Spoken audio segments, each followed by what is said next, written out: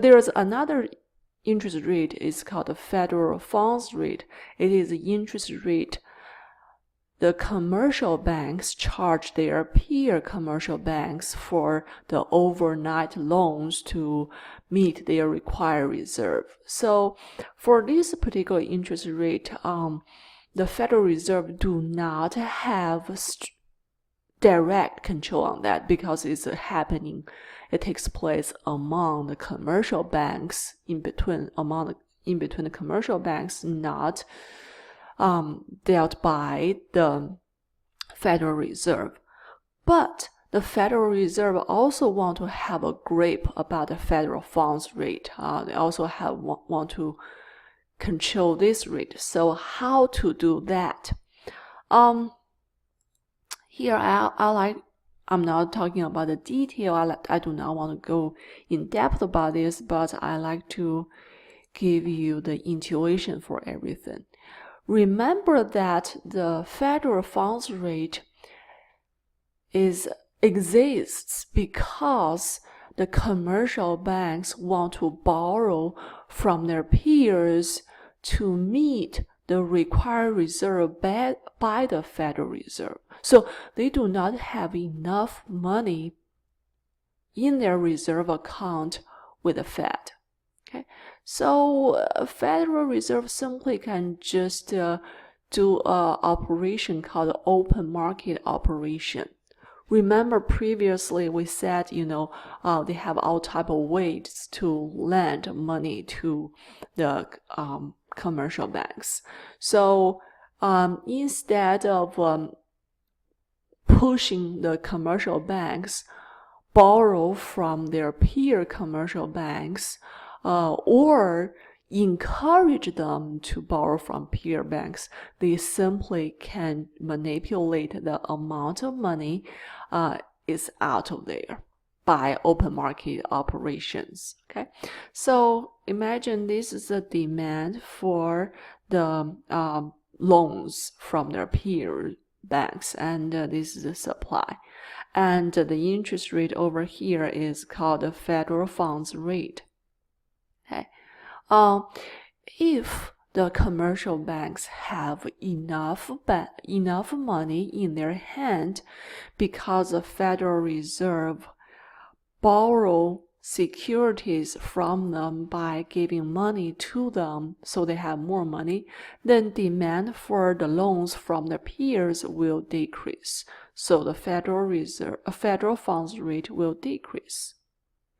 On the other hand, if the Federal Reserve want them to borrow money from their commercial banks, then they simply just sell securities or bonds and withdraw money from the hands of the banks and increase the demand for them to borrow from their peers. Therefore, they're able to manipulate the federal funds rate to a higher level. So that's how they manipulate federal funds rate indirectly. So just imagine that Federal Reserve and their commercial banks peers, their competitor seller. So if I'm the BOA, I can borrow from Wells Fargo or borrow from Fed. Okay, so if the Fed pump enough money into my hands by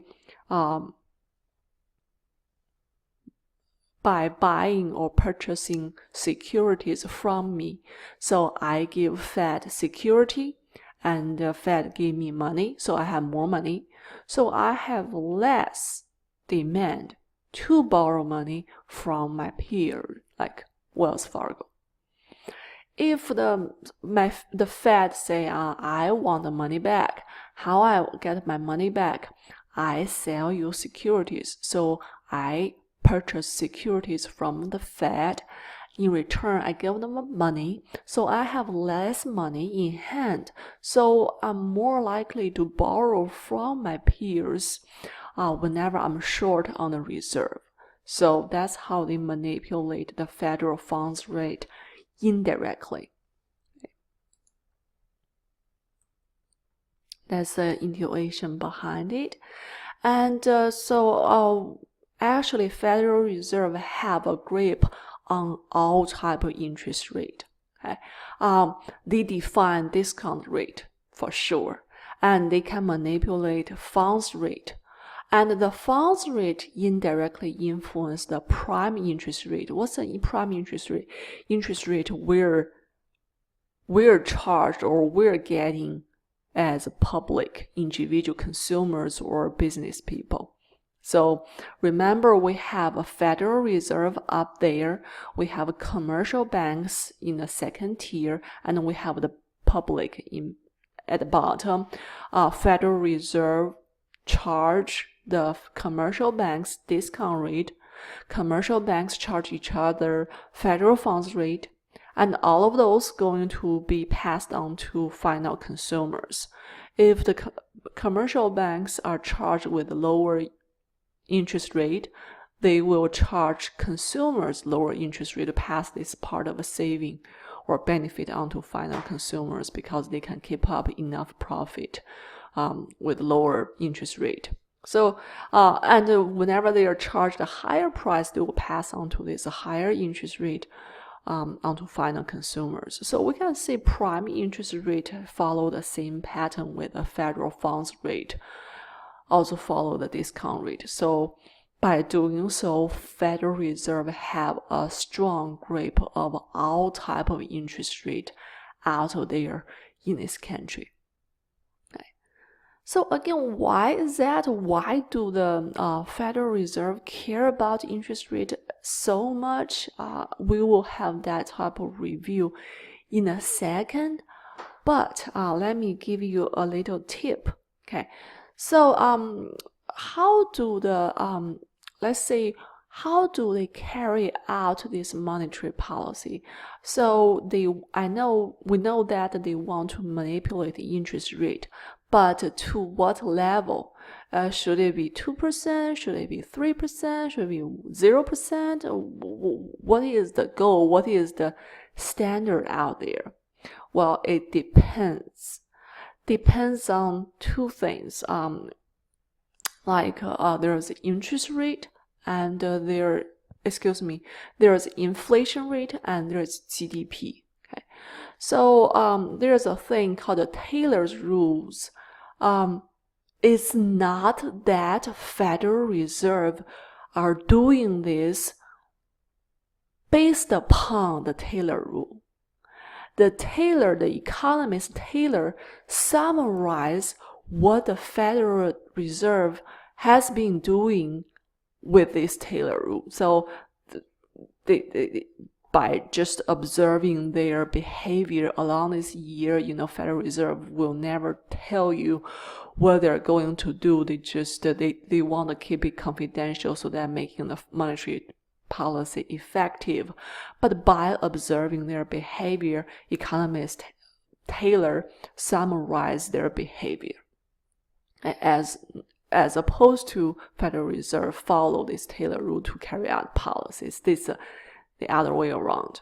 Okay, so generally speaking, Federal Reserve like to have the inflation rate at a moderate rate, not too high, not too low. What is the best inflation rate? 2%. Why not 0%? Well, whenever we have a 2% inflation rate at moderate rate, it looks like the economy is relatively healthy and we have a relatively stable aggregate demand and push GDP increasing, pushing the economic development. So 2% of inflation, positive inflation rate is their target. And whenever there are two conditions met. First condition, our real GDP equals potential GDP, potential full employment real GDP. So remember, real GDP is up and down, while potential GDP is relatively stable trend. Real GDP up, expansion down, recession, on and off. But barely equal, but whenever the two of them equal to each other, That's the first condition. Second condition, inflation rate is at its target rate of 2%. Then the Federal Reserve funds rate will be targeted at 4%. That's like benchmark. That's like a standard. This is like the starting point of everything. Okay. And for each 1% increase,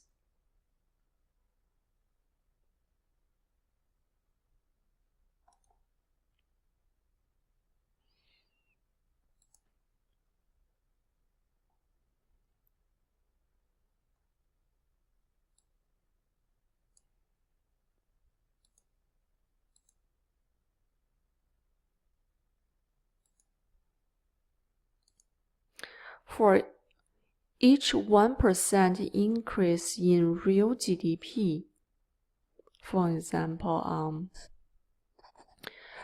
the real GDP is bigger than potential GDP and it's a 1% increase. The Federal Reserve should raise the real federal funds rate by half percentage point. Why is that? Whenever real GDP is higher than potential GDP, it means that there's too big of aggregate demand. The demand is high and the economy is kind of booming.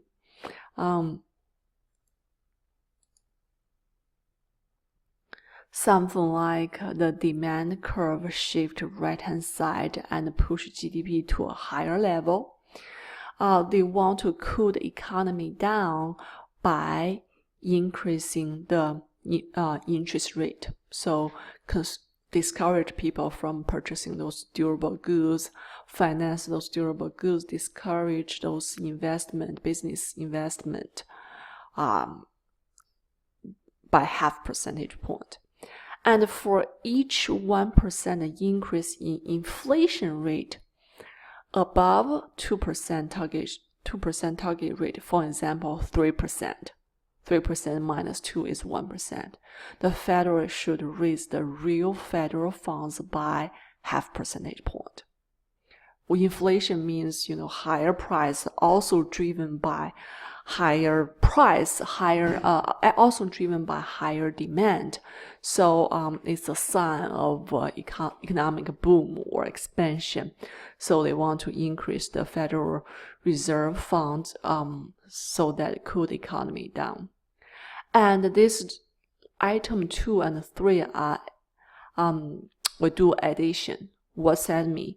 So if the current economy have the real GDP higher than potential GDP by 1 percentage point, on top of that, inflation rate is 3%, 1% higher than 2% target rate. Then the federal funds rate should increase by half percent plus half percent, 1 percentage point. So there's addition of these last two conditions. Okay. You say, is that possible that GDP increase on the second, but the price decrease? Possibly if there's aggregate supply increase, but in real world, it may barely happen. So it's more real world situation. Normally we say item 2 and 3 increase hand in hand if there is an increase in aggregate demand. All right. And here I want to summarize everything, how the monetary policy influence real GDP and the overall price level, because there's a causal effect relationship, so that we can evaluate the monetary policy, say as expansionary or contractionary, or we call it restrictive monetary policy. Remember, in fiscal policy, we call it contractionary fiscal policy. Here, use restrictive monetary policy. They're talking about the same thing. I mean, restrictive and contractionary are kind of exchangeable in this context. So for example, let's think about the situation that the economy is in recession, like what we're going through right now because the pandemic COVID-19. And what the Federal Reserve will do, they are targeting to lower the federal funds rate, by buying securities and expand money supply. There's downward pressure on other interest rate. Okay, let's summarize everything. So imagine now we're in a recession. Again, what's the meaning of recession? What is the key variable to determine that we have a recession? Aggregate demand, aggregate supply. Normally, recession means we have a decrease in aggregate demand, and therefore we have a lower GDP level. The production level decrease.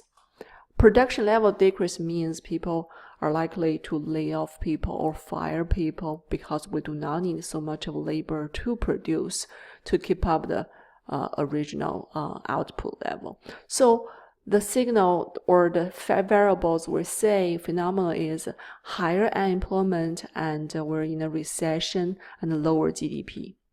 So what the Federal Reserve need to do, or what type of monetary policy the Federal Reserve need to employ in order to push the economy back up to the normal level? They're conducting expansionary monetary policy by buying bonds. Okay, buying bonds, lower reserve ratio, lower the discount rate, or lower interest rate. All of those will increase excess reserve, increase the money creation ability, and lower the money funds rate, and the money supply increase, interest rate decrease, and the investment spending increase, aggregate demand also increase. Remember, aggregate demand, is composed by consumption, investment, government spending, and net export and everything. So real GDP will increase. Aggregate demand shift right hand side. Okay, Federal Reserve buys bonds means bonds leave the public to the hand of Federal Reserve, and the Federal Reserve have to pay the public with what? With reserve, or with money. So there's more money, and their money creation ability increase, and all of those lower interest rate, and boom the investment spending, and boom aggregate demand. Okay. Here's a graphical expression. So imagine that this is the first chart is a market for money only, not the aggregate demand, not investment, just for money. Remember, the price for money is interest, and horizontal is amount of money out of there. And demand for money is downward sloping curve, while supply for money is a fixed number, vertical line, strongly controlled by Federal Reserve. Federal Reserve say, I want $125 billion out there. They got $125 billion. Or they want more, they can just pump more or even more. Okay, so supply of money is a fixed number, irrespective of the price level, interest rate. So we can say, if demand does not change and money supply increase, for example, from the first level, 125 to 150, that will lower the price of money, which is interest rate, from 10 to 8%.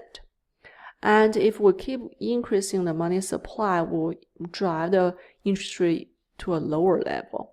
What that means to investment, That means we have a glide along the same investment demand. So the second graphical expression is investment demand. It is defined by the price of investment, which is interest rate, and the quantity the businesses and consumers want to borrow out of there, okay, amount for investment.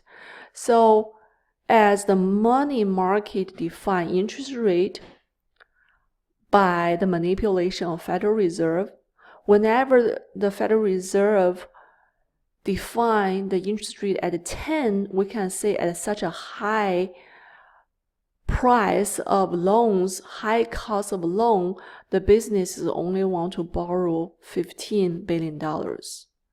Whenever the interest rate is lower because the Federal Reserve pump more money into the market at lower interest rate 8%, the investment they like to borrow, the loans they want to borrow is 20 billion, and at 6 it is 25.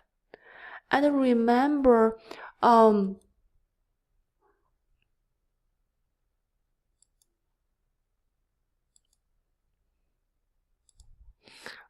investment is a key component for the overall GDP for demand.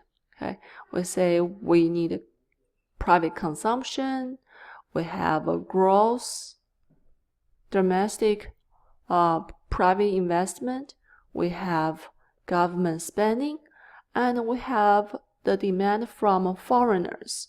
So whenever consumption and investment increase from 15 to 20 to 25, the aggregate demand also increase. Like from 81 to 82, it indicated that the horizontal change is $5 billion, to a new level, and to 25, another $5 billion.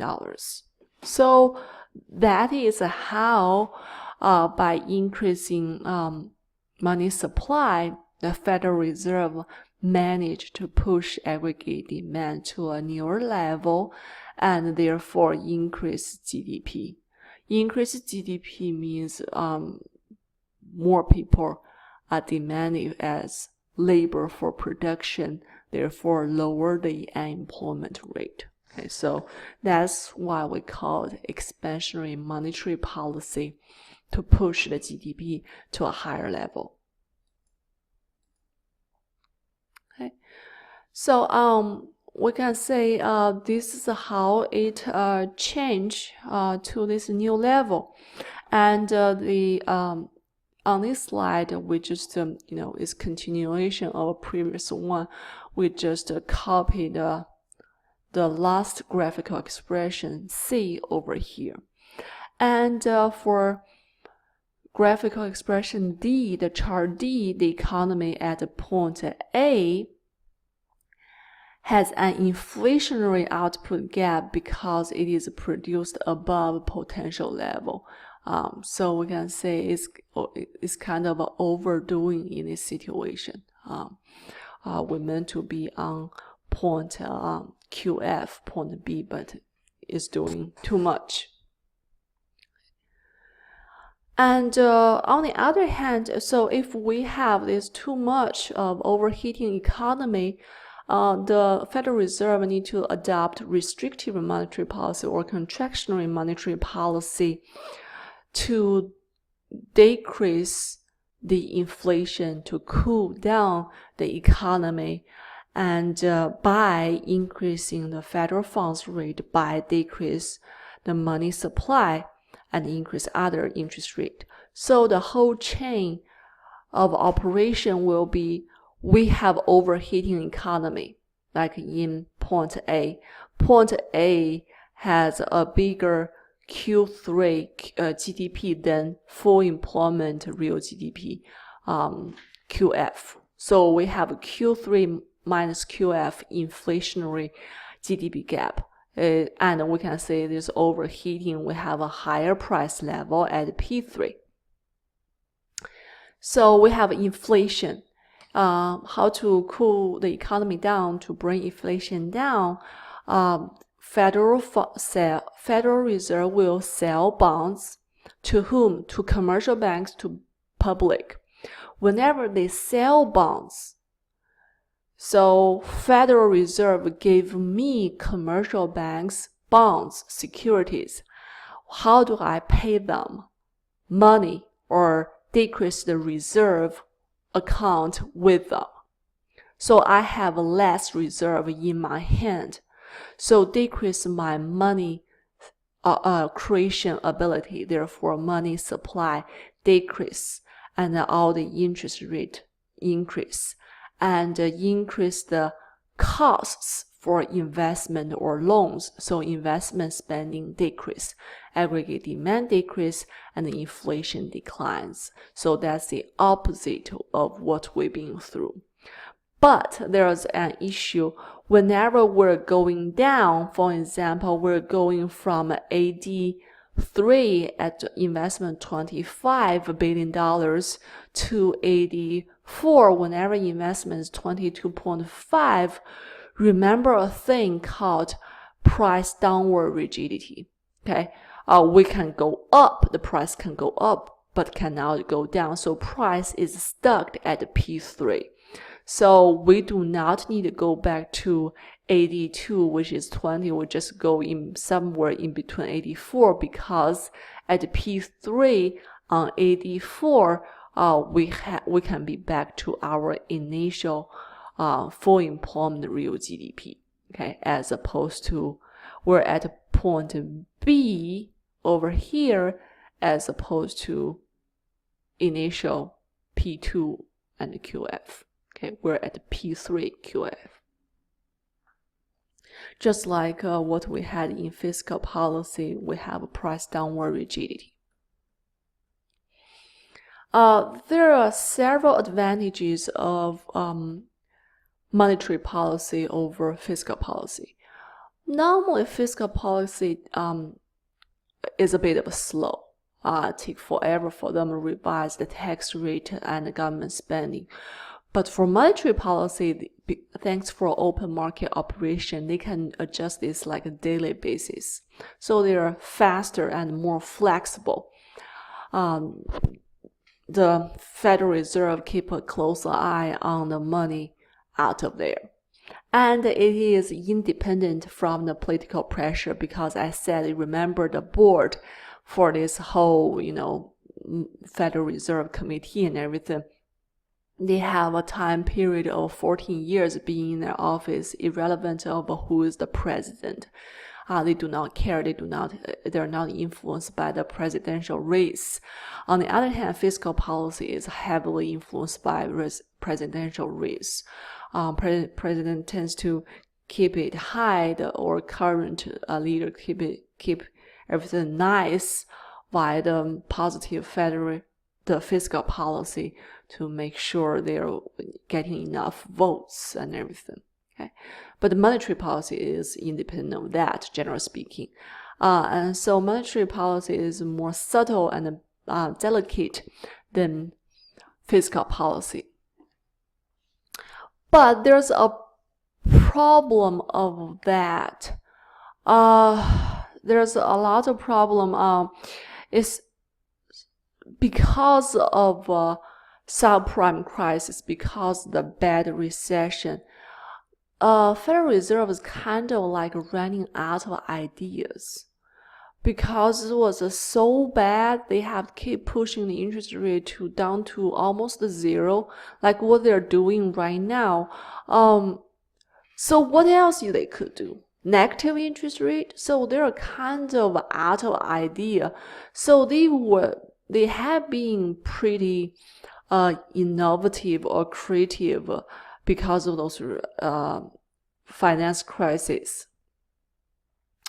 How they do quantitative easing. What's the meaning of quantitative easing? Printing more money. What's the problem printing more money? Inflation. So that's what they're doing right now. Remember the COVID-19 they're talking about this stimulus plan. each adult getting up to $1,200, each child under 17 years old is getting $500 kind of thing. And if your income is beyond a certain point, is decreasing by a certain amount. And how to finance that, how to get more money whenever you do not have. You tax more. Of course, you cannot do that right now because, nobody have any money. And it's the last thing they want to do is taxing more. Actually, they're talking about tax forgiveness and give more tax refund. And so tax revenue is out of the picture. They borrow money, they can do that, but it's kind of taking time. And lastly, they print more money, which is a more flexible way and fastest way, and that's what they're doing right now. Okay. So they have been pretty creative.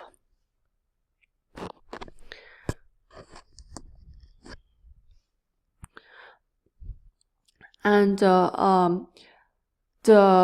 the Federal Reserve engaged in forward commitment, like what I said, they pre-announcing exactly how much it was going to buy or sell, and let the commercial banks know what's going on out of there. And what's the operation twist is just some fancy terms over here.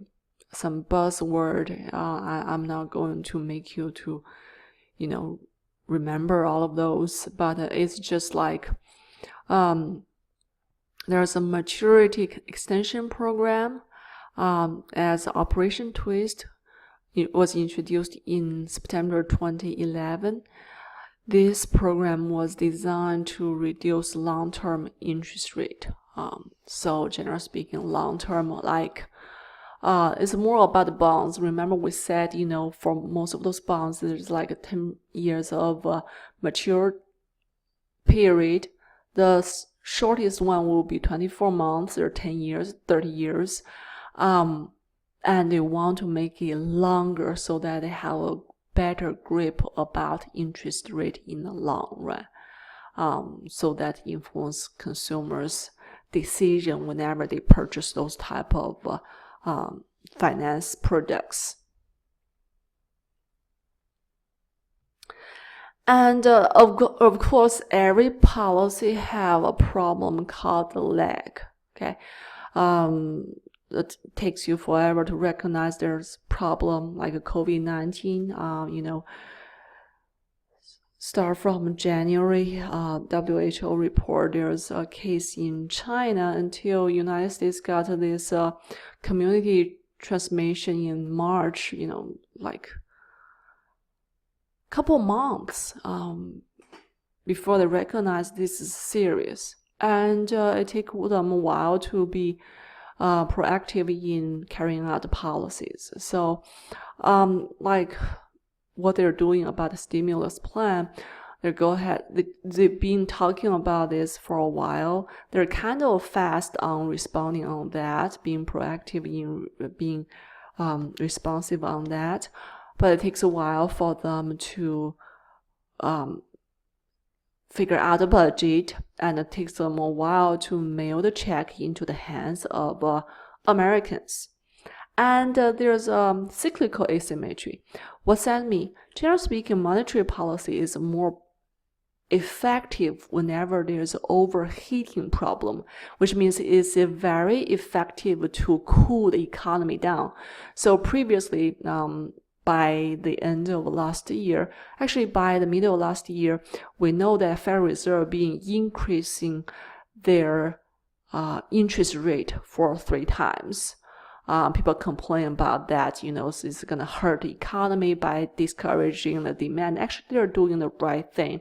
You don't want the economy over booming, and they're increasing the interest rate to cool it down, and it is very effective. But it is not so effective to boom the economy whenever we're in a recession, especially after subprime crisis. They're kind of out of ideas because each commercial banks hold so big of excess reserve because they were so scared after subprime crisis, they didn't do a good job on holding those reserves. They are too loose on granting loans, and they were punished, and now they're just holding too much money. And you cannot make, Federal Reserve can nudge them into doing certain stuff, but they cannot order or make them to do certain stuff. I just want to hold more money. I just don't want to loan out. It's up to me. You cannot punish me from doing so. And that's called like liquidity trap. That's what they're having now.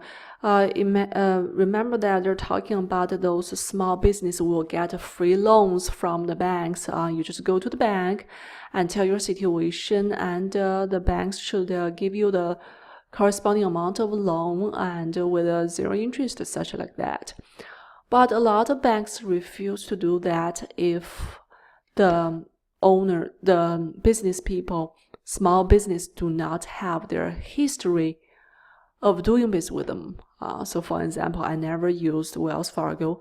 I go to Wells Fargo, say, hey, the Federal Reserve and the upper administration says I can get such amount of loans from you with a zero interest rate. Wells Fargo is hesitating to loan me the money because he does not know who I am. He does not know my credit history. He has to do a thorough evaluation. Otherwise, they probably will be punished in future if they give the bad loans. That's a lesson they learned from subprime crisis. So there's all type of issues over there. But I believe they will have this thing resolved pretty soon. So now we bring the demand side with the supply side and put the big picture together. The input resource with price and productivity resource and legal institutional environment, those are three big factors influencing aggregate supply. While the consumer consumption, business investment, net export, and government spending compose aggregate demand. Whenever two of them meet each other, it defines the equilibrium output, GDP, and price, income of people and everything else. That's how we close the circle.